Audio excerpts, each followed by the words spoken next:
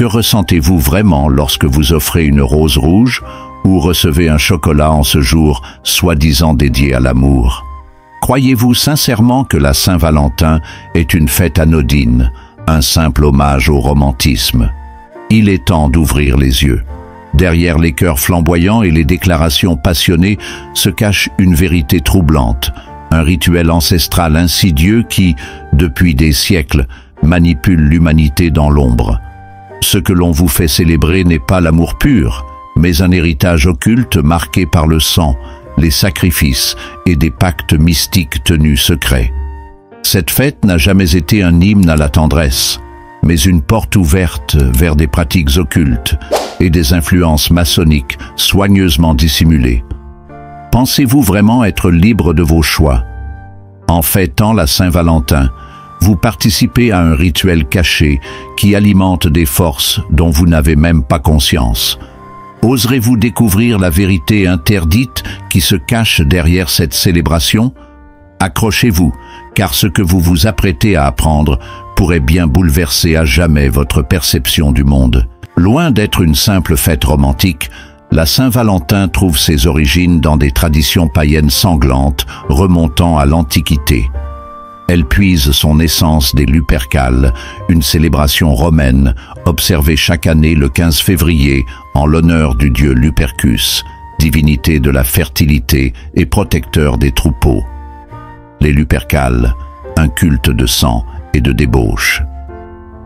À cette époque, les Romains organisaient des rituels où des prêtres appelés Luperques sacrifiaient des chèvres et des chiens dans des cérémonies sanglantes.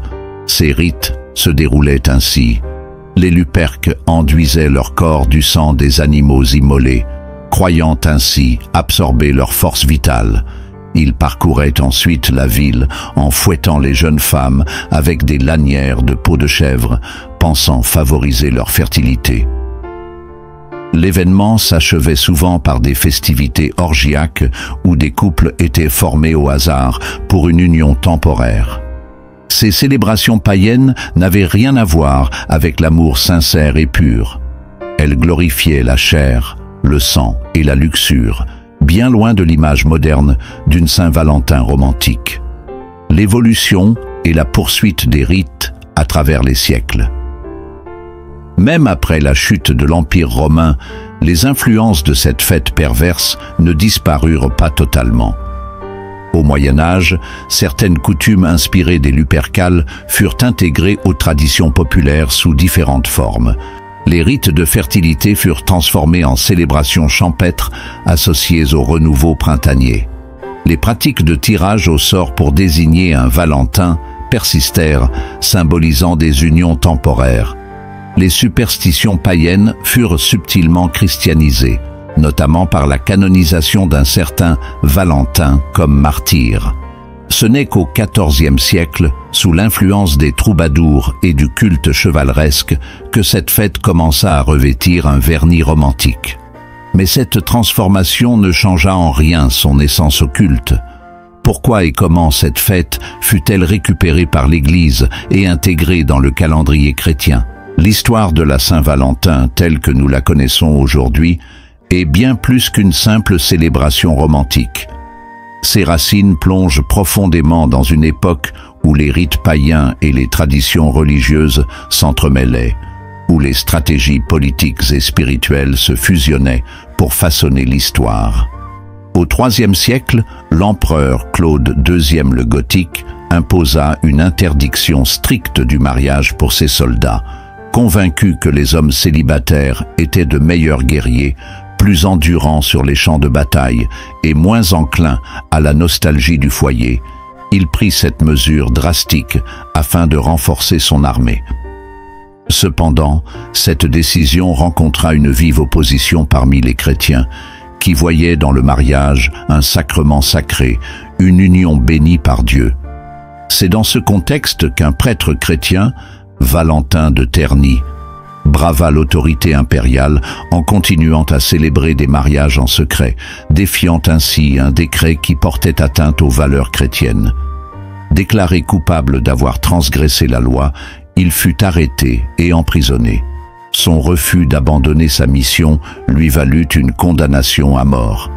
Selon certaines légendes, durant son emprisonnement, il aurait guéri la fille aveugle de son geôlier et lui aurait laissé un message signé « Ton Valentin », à l'origine de la tradition des lettres d'amour.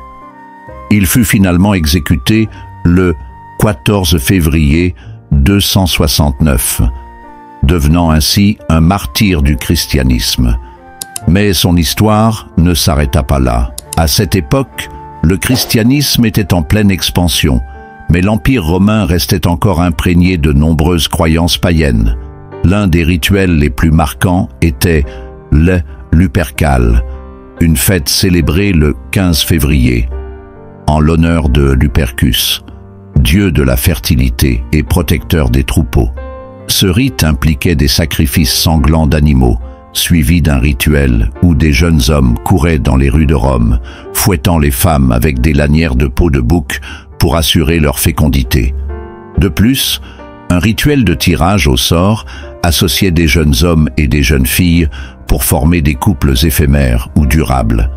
Voyant en ces pratiques une menace à la moralité chrétienne, l'Église décida d'opérer une substitution rituelle pour éradiquer ces coutumes jugées trop libertines et sanglantes. Le pape Gélas Ier, en 496, abolit officiellement les Lupercales et consacra le 14 février à Saint Valentin, en le proclamant patron des amoureux. Ce faisant, l'Église modifia profondément le sens de cette fête. Elle remplaça les pratiques païennes de fertilité par une vision plus spirituelle et morale de l'amour. Elle supprima les sacrifices et les rites de purification en les remplaçant par des prières et des célébrations religieuses. Elle fit de Saint Valentin un modèle de fidélité et de dévotion, contrastant avec l'aspect libertin des Lupercales. Mais derrière cette transformation apparente, quelque chose de plus subtil se jouait. Si l'Église afficha une volonté d'éradiquer ces rites païens, elle ne put empêcher la persistance de certaines influences occultes en son sein. Loin d'avoir totalement disparu, les anciennes pratiques ne firent que changer de forme, dissimulées sous des apparences plus acceptables. Certaines branches secrètes de l'Église continuèrent à collaborer avec un groupe mystique, intégrant des éléments des anciens rituels dans des pratiques chrétiennes alternatives, des ordres ésotériques et des sociétés secrètes perpétuèrent ces traditions sous des formes masquées, cachant des symboles et des codes dans certains rituels religieux. Des pratiques initiatiques, inspirées des rites antiques, subsistèrent sous le couvert de confréries et de cercles hermétiques, accessibles uniquement à une élite initiée. Ainsi, même après son interdiction officielle, l'empreinte énergétique des Lupercales ne fut jamais complètement effacée. Elle survécut dans les traditions populaires, les légendes, et même dans certains aspects des fêtes chrétiennes, témoignant d'une persistance des anciens rites sous une autre forme. Aujourd'hui encore, la Saint-Valentin conserve des traces de son passé païen. Derrière l'aspect romantique et commercial de cette journée, des réminiscences ancestrales demeurent. La symbolique du couple. Comme autrefois, cette fête reste associée à l'union de l'homme et de la femme, même si elle a évolué vers une expression plus romantique qu'énergétique. Les rituels de séduction. Offrir des fleurs, écrire des lettres d'amour ou échanger des cadeaux sont des échos lointains des pratiques de sélection et de connexion rituelle des Lupercales. L'impact énergétique. Certains courants ésotériques considèrent toujours le 14 février comme un jour où les énergies de l'amour et de la fertilité sont amplifiées, influençant les relations humaines de manière subtile. Ainsi, ce qui semble être une simple fête des amoureux cache en réalité des strates plus profondes d'histoire, de rituels et de transformations spirituelles, témoignant de la manière dont les traditions anciennes survivent à travers le temps, parfois sous des formes inattendues.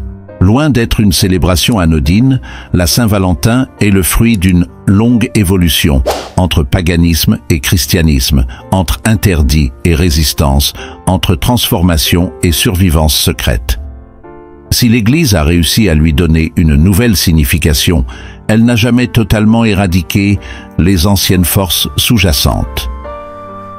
Derrière les roses et les poèmes, l'énergie originelle des Lupercales continue de résonner, rappelant que chaque fête porte en elle les empreintes du passé. Invisibles pour ceux qui ne savent pas les voir, mais bien réelles pour ceux qui en perçoivent les mystères cachés. Chaque élément de cette fête porte l'empreinte de son passé sombre et mystique. Derrière les symboles populaires se cachent des significations occultes toujours actives, et certaines d'entre elles ont été soigneusement entretenues par des sociétés secrètes comme la franc-maçonnerie. Les rituels cachés et les loges maçonniques. De nombreuses loges maçonniques ont récupéré des anciens rites païens et les ont transformés en pratiques symboliques encore en vigueur aujourd'hui.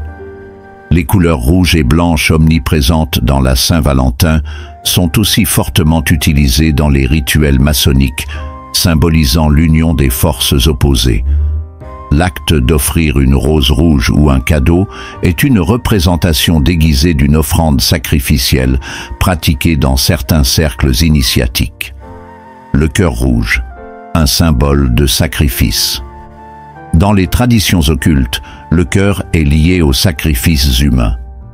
Le rouge représente le sang versé pour les divinités dans les rites anciens. Les roses rouges, un héritage d'Ishtar. Associées à la déesse Ishtar, liées à la sexualité et au sacrifice. Offrir des roses rouges perpétue inconsciemment un hommage à ces rites anciens. Cupidon, une divinité détournée. Inspiré de Tammuz, dieu sumérien des sacrifices et de la fertilité. Ces flèches symbolisent la domination spirituelle. Les chocolats et cadeaux, une offrande moderne. Ancienne coutume babylonienne où des douceurs étaient offertes aux dieux. Aujourd'hui, ces gestes inconscients réactivent d'anciens pactes énergétiques. La Saint-Valentin n'est pas une fête anodine. Derrière son apparente innocence se cache une longue tradition de rites occultes. Pour se libérer de ces influences, refusez de célébrer cette date imposée. Privilégiez un amour sincère et quotidien. Reconnectez l'amour à sa dimension spirituelle. L'amour n'a pas besoin d'une date pour exister. Il se manifeste par des actes sincères chaque jour. Ouvrons les yeux et reprenons notre pouvoir spirituel.